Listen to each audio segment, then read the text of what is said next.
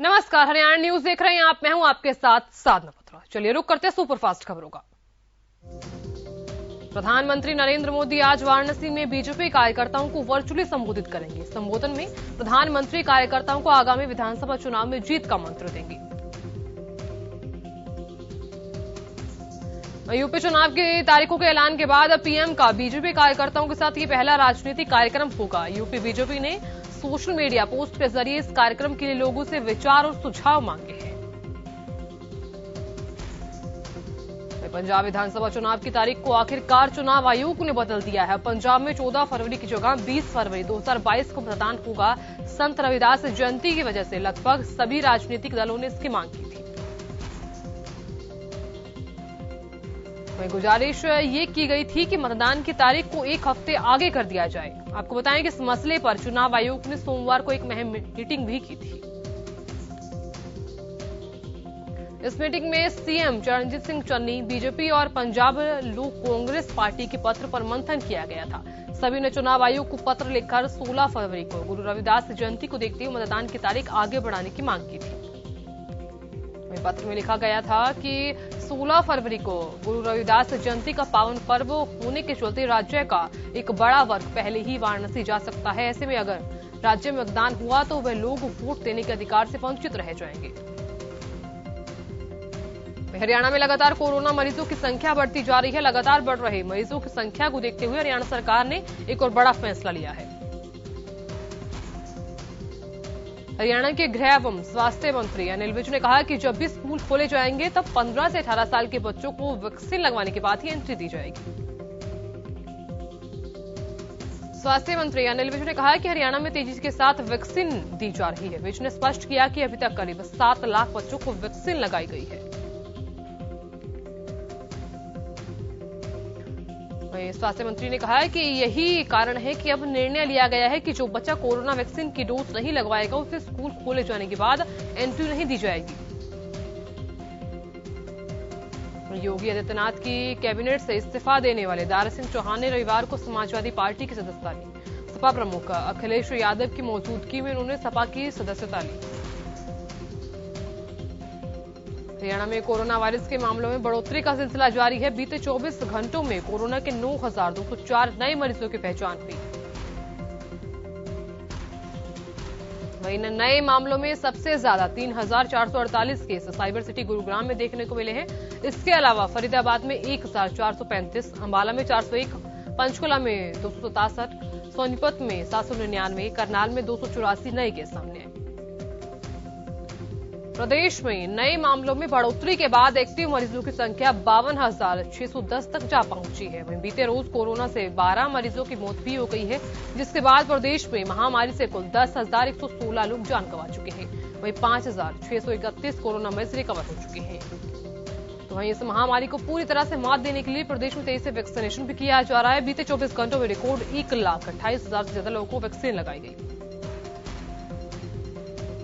रतिया के ward number 12 में रहने वाले एक 75 वर्षीय रिटायर्ड बैंक कर्मचारी की कोरोना संक्रमण के चलते और हार्ट अटैक के चलते मौत हो गई है।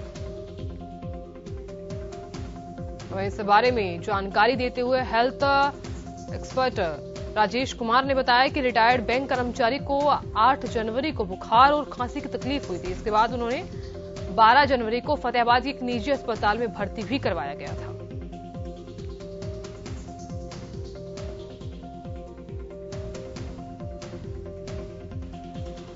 कोरोना संक्रमित पाए जाने के बाद बैंक कर्मी का इलाज किया जा रहा था। हालत में सुधार नहीं होने पर उन्हें वेंटिलेटर पर रखा गया था, लेकिन हालात में सुधार नहीं होने पर उनकी मौत हो गई और शहर के रामबाग में कोरोना प्रोटोकॉल के अनुसार उनका अंतिम संस्कार किया गया। कोरोना महामारी को लेकर हर किसी के मन में डर है और उसकी रोकथाम के लिए वैक्सीनेशन अभियान को तेजी से पूरा किया जा रहा है। वैक्सीनेशन के महाअभियान को सफल बनाने के लिए असामाजिक संस्थाएं भी आगे आ रही हैं। वहीं बल्लभगढ़ की चावला कॉलोनी में स्वास्थ्य विभाग के सहयोग से वैक्सीनेशन कैंप का आयोजन किया गया। कैंप में किशोरों ने अपना वैक्सीनेशन करवाया और किशोरों के वैक्सीनेशन से अभिभावक भी खुश नजर आए। वहीं इस वैक्सीनेशन अभियान का 1 साल पूरा हो चुका है। देश में 157 करोड़ से ज्यादा लोगों को वैक्सीनेट किया गया, लेकिन कुछ जगहों से वैक्सीनेशन को लेकर अस्पताल प्रशासन की लापरवाही देखने को मिली, जहां रविवार के दिन वैक्सीन लगवाने आए लोगों को अस्पताल प्रशासन ने बगैर वैक्सीनेशन के ही वापस लौटने को कह दिया। वहीं इस मामले में सवाल पूछने पर सेंटर पर तैनात स्टाफ के पास कोई जवाब नहीं था। वैक्सीनेशन के 100% लक्ष्य को पूरा करने के लिए हफ्ते के सभी दिन वैक्सीनेशन का प्रावधान किया गया है, लेकिन अस्पताल प्रशासन की मनमानी के चलते लोगों को वैक्सीनेशन सेंटर से निराश होकर लौटना पड़ा। सरसा में पड़ रहा घना कोहरा और कुछ दिनों पहले हुई बरसात से किसानों के चेहरे खिले हुए हैं। घने कोहरे से फसलों में सिंचाई की कमी पूरी हो जाती है और उर्वरक क्षमता भी पहले से बेहतर होती है। वहीं फसलों की बंपर पैदावार की उम्मीद से किसान काफी ज्यादा खुश नजर आए। कृषि विभाग के अधिकारी भी मानते हैं कि कोहरे और बरसात से रबी की फसलों को फायदा होगा। वहीं इस कड़ाके की ठंड में मौसम विभाग लोगों को घरों में रहने की हिदायत दे रहा है, लेकिन फतेहाबाद में किसान खाद केंद्र के बाहर खड़े रहने को मजबूर हैं। खाद की किल्लत और फसलों की चिंता में किसान को भरी सर्दी में खाद केंद्रों के बाहर खड़े हैं। किसानों का कहना है कि बिजाई के समय डीएपी और अब यूरिया की कमी फसलों को प्रभावित कर रही है। सोनीपत में मेरी फसल मेरा ब्यौरा के तहत कृषि विभाग ने फसल पंजीकरण के लिए ग्राउंड पर 200 सक्षम युवाओं को मैदान पर उतारा, जो गांव-गांव जाकर किसानों की फसलों का पंजीकरण करेंगे। वहीं मेरी फसल मेरा ब्यौरा पोर्टल पर अब तक जिले में करीब 56% लक्ष्य प्राप्त किया गया है, जबकि फसल पंजीकरण की अंतिम जो तिथि है वो 31 जनवरी निर्धारित की गई है। फसल पंजीकरण के मामले में मौजूदा समय में खरखुदा ब्लॉक सबसे आगे बना हुआ है, जहां 40% से भूमि में उगी फसलों को किसानों का पंजीकरण करवा लिया गया है। खरखुदा ब्लॉक में अब तक 3000 से ज्यादा किसानों ने अपनी फसलों का पंजीकरण करवाया। वहीं सोनीपत ब्लॉक में 5000 से ज्यादा किसानों ने अपनी फसलों का पंजीकरण करवाया। इसी बीच कृषि अधिकारी देवेंद्र कुहाड़ ने कहा कि सरकार उन्हीं किसानों की फसलें खरीदेगी जिन किसानों ने मेरी फसल मेरा ब्यौरा पोर्टल पर अपना फसलों का पंजीकरण करवाया है। किसानों से अपील करते हुए उन्होंने कहा है कि वो जल्द से जल्द अपनी फसलों का पंजीकरण जरूर करवा ले। हरियाणा सरकार ने अपनी महत्वाकांक्षी योजना मेरी फसल मेरा ब्यौरा के पोर्टल पर किसानों की फसलों के पंजीकरण का कार्य शुरू कर दिया है। गोहाना कृषि विभाग के एसडीओ राजेंद्र मेहरा ने बताया कि पोर्टल पर किसान रबी सीजन की फसलों का रजिस्ट्रेशन 31 जनवरी तक करवा सकते हैं। किसान मेरी फसल मेरा ब्यौरा पोर्टल पर पंजीकरण करवाने में रुचि कम ले रहे हैं, जिसके चलते कृषि विभाग के अधिकारी गांव-गांव जाकर किसानों की फसलों का पंजीकरण कर रहे हैं।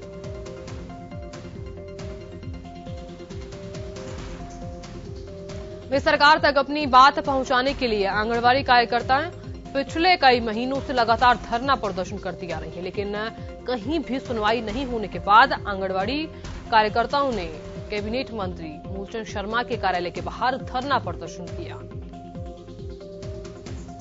कैबिनेट मंत्री मूलचंद शर्मा ने कार्यालय के बाहर आकर कार्यकर्ताओं की बात सुनी और ज्ञापन लिया। आंगनबाड़ी कार्यकर्ताओं ने कैबिनेट मंत्री से जल्द मांगे पूरी करवाने की अपील की। मूलचंद शर्मा ने भी कार्यकर्ताओं को सीएम तक उनकी बात पहुंचाने का आश्वासन दिया। किसान संगठन एक्टिव मोड में दिखाई दे रहा है। 15 जनवरी को संयुक्त किसान मोर्चा की बैठक के बाद किसान एक बार फिर प्रदर्शन की तैयारी कर रहे हैं। 31 जनवरी को प्रदेश भर के मुख्यालयों पर किसान वादाखिलाफी दिवस मनाएंगे। वहीं किसान नेता रतन मान ने जानकारी देते हुए कहा कि आंदोलन स्थगित हुआ है, खत्म नहीं, और सरकार की वादाखिलाफी से किसान नाराज है।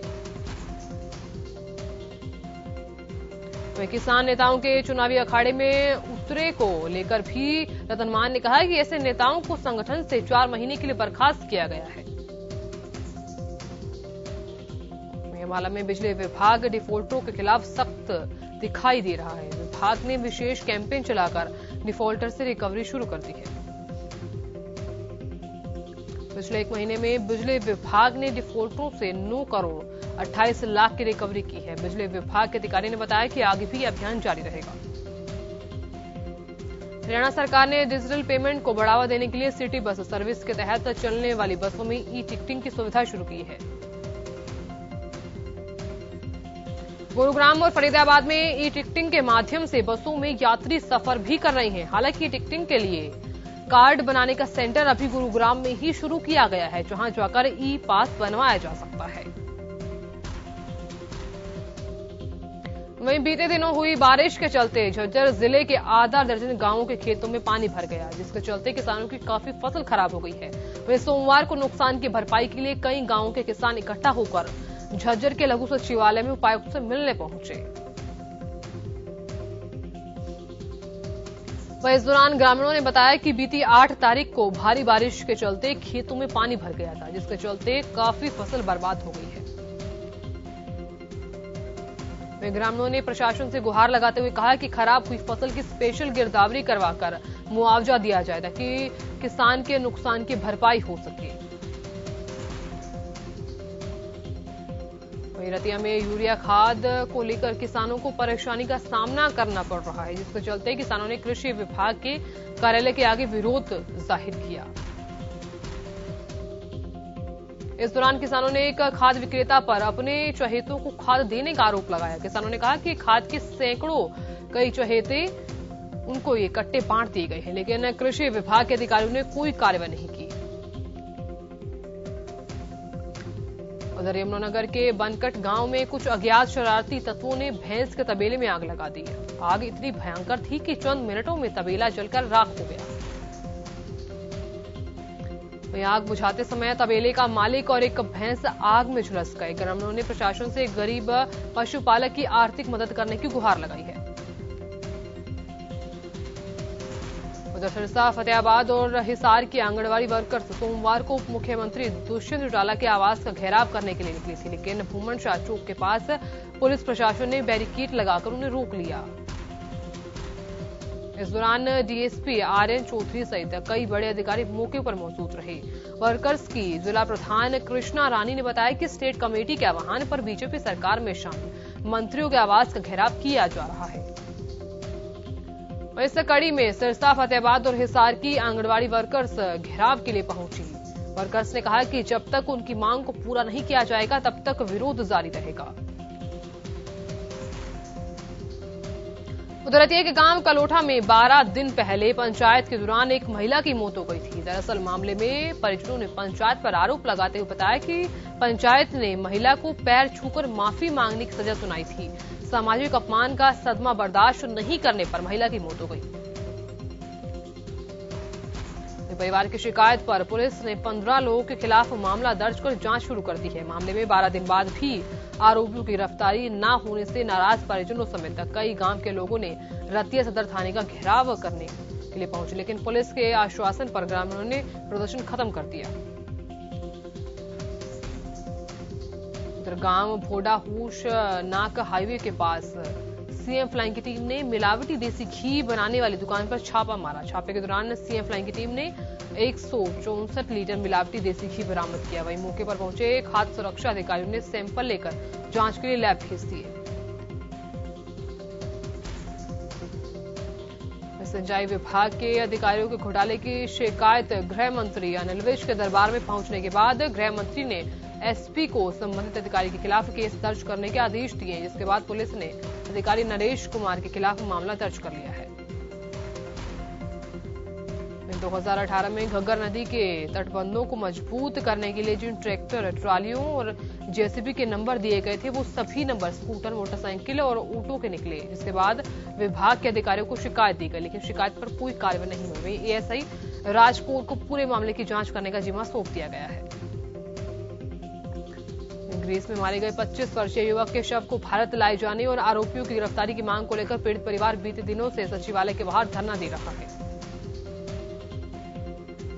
करनाल के वसंत विहार निवासी विक्रम की हत्या का आरोप उसकी सगी बहन और विदेश भेजने वाले एजेंट निर्वैर पर लगा है। बताया जा रहा है कि आरोपी प्रभजोत ने अपने प्रेमी निर्वैर के साथ मिलकर विक्रम की हत्या की प्लानिंग रची थी।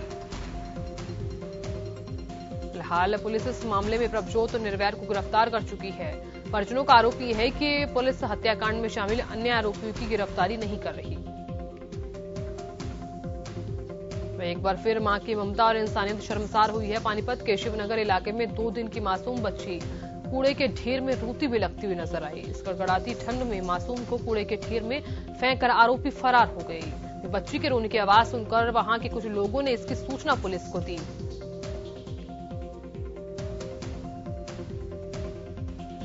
उधर अलवर रेप कांड को लेकर राजस्थान की गहलोत सरकार ने बड़ा फैसला लिया है। इस मामले की जांच सीबीआई को सौंपने का निर्णय लिया गया है। रविवार को मुख्यमंत्री अशोक गहलोत की अध्यक्षता में हुई स्तरीय बैठक के बाद यह फैसला लिया गया। राज्य सरकार इसके लिए जल्द ही केंद्र सरकार को पत्र लिखेगी। आपको बताएं कि इससे पहले मुख्यमंत्री अशोक गहलोत ने अपने बयान में इस मामले में दुष्कर्म की बात से इंकार कर दिया था। सीएम ने कहा था कि राजस्थान सरकार इस मामले की सीबीआई जांच के लिए भी तैयार है, लेकिन इस प्रकरण में राजनीति नहीं होनी चाहिए। आपको बताएं कि राजस्थान के अलवर में 12 जनवरी में एक 15 साल की मूक बधिर लड़की के साथ रेप और दरिंदगी की इस वारदात को अंजाम दिया गया था। वे अज्ञात बदमाश मूक बधिर लड़की के साथ हैवानियत की सभी हरकतों को पार करते हुए उसे अलवर शहर की तिजारा पुलिया पर पटक कर चले गए। स्थानीय लोगों को पीड़िता बेहोशी की हालत में मिली थी, जिसके बाद उन्होंने इसकी जानकारी पुलिस को दी थी। उधर रतिया के पुराने बाजार में एक व्यक्ति की कई युवकों ने मिलकर पिटाई कर दी है। पूरी वारदात सीसीटीवी कैमरे में कैद होगी। बताया जा रहा है कि एक व्यक्ति कार में सवार होकर अपने घर जा रहा था। पुराना बाजार के पास उसकी कार एक अन्य कार से टकरा गई, जिसके बाद कुछ युवकों ने उसकी पिटाई कर दी। फिलहाल मामले की जानकारी पुलिस को दी गई है। पुलिस ने मामले की जांच शुरू कर दी है। उधर गुरुग्राम में एनएसजी कैंपस कंस्ट्रक्शन घोटाले में पुलिस ने आरोपियों की निशानदेही पर आगे की कार्रवाई की है। पुलिस ने आरोपियों की बताई गई जगह से सोने चांदी के बर्तन और ज्वेलरी बरामद की है। आपको बताएं कि पुलिस ने 13 जनवरी को मामले का खुलासा करते हुए 4 आरोपियों को गिरफ्तार किया था और मौके से 13 करोड़ की राशि और 6 लग्जरी गाड़ियां भी जब्त की थी। पुलिस ने आरोपियों को रिमांड पर लेकर पूछताछ में कार्रवाई की जा रही है। सीआईए पुलिस की टीम ने मोबाइल स्नैचिंग के मामले में एक हॉकी प्लेयर को गिरफ्तार किया है। गिरफ्तार किया गया खिलाड़ी करण सिंह ने अपने खिलाड़ी दोस्त हरदीप के साथ मिलकर 6 महीने पहले हुड्डा कॉलोनी में बंदूक की नोक पर मोबाइल स्नैचिंग की वारदात को अंजाम दिया था। अस्पताल में मेडिकल करवाने के दौरान पुलिस की गिरफ्त से करण सिंह फरार हो गया, जिसके बाद पुलिस ने मुस्तैदी दिखाते हुए खिलाड़ी करण सिंह को फिर से गिरफ्तार किया है। उधर नीरज भवाना गैंग का नमक लेकर आरती से फोन पर 25 लाख रुपए की रंगदारी मांगने के मामले में पुलिस ने आरोपियों को काबू कर लिया है। बताया जा रहा है कि पानीपत के गांव भादड़ निवासी शीशपाल ने अपने छोटे भाई रवि के साथ मिलकर पानीपत सेक्टर 25 निवासी आरती संदीप से रंगदारी मांगने की योजना बनाई थी। वहीं रवि ने अमेरिका से 14 जनवरी को आरती संदीप के नंबर पर कॉल कर 25 लाख रुपए की रंगदारी मांगी और पैसे नहीं देने पर जान से मारने की धमकी दी। फिलहाल पुलिस ने आरोपी शीशपाल को गिरफ्तार कर लिया और कोर्ट में पेश भी किया है, जहां से आरोपी को जेल भेज दिया गया है।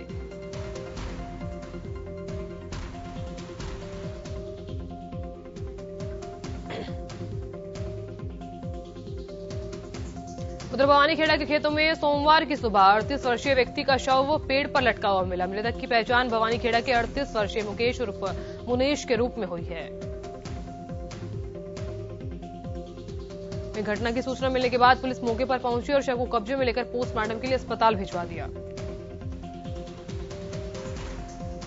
पुलिस का कहना है कि परिजनों के बयान के आधार पर खेत मालिक के खिलाफ शिकायत दर्ज कर आगे कार्रवाई शुरू कर दी है। दिल्ली से सटे फरीदाबाद में पिछले कुछ दिनों से लगातार हो रही हत्याओं से पूरा जिला सख्ते में है। देर रात फिर तिगांव इलाके में एक युवक की सरेआम सगाई समारोह में लोगों के बीच गोली मारकर हत्या कर दी गई। मृतक कपिल तिगांव गांव में ही पड़ोस में आयोजित सगाई समारोह में अपने परिवार के साथ शामिल होने गया था। परिजनों के मुताबिक वहीं पर आरोपी सागर और आकाश आए और आकर कपिल पर फायर कर दिया और मौके से फरार हो गए। परिजनों ने आनन फानन में कपिल को अस्पताल पहुंचाया, जहां डॉक्टरों ने उसे मृत घोषित कर दिया। फिलहाल पुलिस ने इस मामले में परिजनों की शिकायत पर मुकदमा दर्ज कर आरोपी की तलाश शुरू कर दी है। 16 जनवरी 1946 को जन्मे कबीर बेदी 76 साल के हो गए हैं। 1971 से फिल्मी दुनिया में सक्रिय कबीर ने तकरीबन 60 से ज्यादा फिल्मों में काम किया। इसमें बॉलीवुड फिल्मों के अलावा कई इंटरनेशनल फिल्में भी शामिल हैं। भारतीय टेस्ट क्रिकेट टीम के कप्तान विराट कोहली ने इस्तीफा दे दिया है। उनके इस फैसले के बाद बॉलीवुड एक्टर रणवीर सिंह ने कोहली के सोशल मीडिया पोस्ट पर कमेंट किया कि राजा हमेशा राजा रहता है।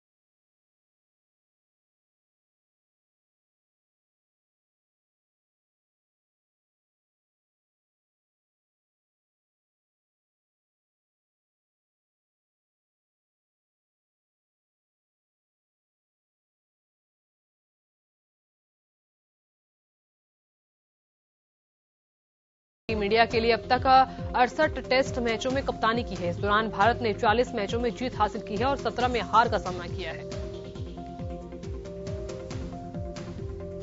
नए टेस्ट के कप्तान के तौर पर लेजेंड सुनील गावस्कर और युवराज सिंह समेत कई ने विकेटकीपर बल्लेबाज ऋषभ पंत का नाम सुझाया है। उनका मानना है कि ऋषभ और कप्तानी संभालने के लिए परफेक्ट प्लेयर है। वर्ल्ड चैंपियनशिप में ब्रॉन्ज मेडल जीतने वाले लक्ष्य सेन ने एक बार फिर से शानदार प्रदर्शन करते हुए इंडिया ओपन के फाइनल में जगह बना ली है। न्यूजीलैंड में टोंगा के पास समुद्र के अंदर ज्वालामुखी फटने के बाद शनिवार को तट की ओर से बढ़ती विशाल लहरों को देखा गया, जिनसे बचने के लिए लोग ऊंचे स्थान पर जाते नजर आए। इन लहरों के कारण नुकसान कितना हुआ है और किसी के हताहत होने की भी फिलहाल कोई जानकारी नहीं मिली। इसका कारण है कि वे छोटे देश के साथ संपर्क और संचार सेवाएं उतनी अच्छी नहीं हैं।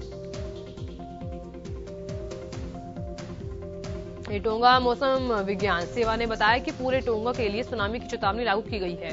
प्रशांत सुनामी चेतावनी केंद्र के आंकड़ों ने 80 सेंटीमीटर ऊंची लहरों को पता लगाया है। अमेरिकी सामोआ के निवासियों को भी स्थानीय प्रसारकों और साथ ही साथ गिरजाघरों ने घंटी बजाकर सुनामी के प्रति आगाह किया, जिसके बाद तटीय इलाके से लोग ऊंचे स्थानों पर चले गए। प्रसिद्ध कथक नर्तक पंडित बिरजू महाराज का निधन हो गया है। वो 83 साल के थे। बिरजू महाराज का असली नाम बृजमोहन मिश्रा था। उनका जन्म 4 फरवरी 1938 को लखनऊ में हुआ था। लखनऊ घराने से ताल्लुक रखने वाले बिरजू महाराज के पूज्य सवरांश मिश्रा ने सोशल मीडिया पोस्ट के जरिए इस बारे में जानकारी दी। उत्तराखंड में विधानसभा चुनाव से पहले बीजेपी ने हरक सिंह रावत पर बड़ी कार्रवाई की है। सूत्रों के मुताबिक मुख्यमंत्री पुष्कर सिंह धामी ने हरक सिंह रावत को उत्तराखंड मंत्रिमंडल से बर्खास्त करने की सिफारिश राज्यपाल को भेजी और इसके अलावा बीजेपी ने उन्हें 6 साल के लिए पार्टी से निष्कासित कर दिया है। बताया जा रहा है कि कांग्रेस नेताओं से मिलने जैसी गतिविधियों में शामिल होने के चलते हरक सिंह को बर्खास्त किया गया है। सोमवार को कांग्रेस में वो शामिल हो सकते हैं, लेकिन इतना ही नहीं, उनके साथ 2 बीजेपी विधायक भी कांग्रेस की सदस्यता ले सकते हैं।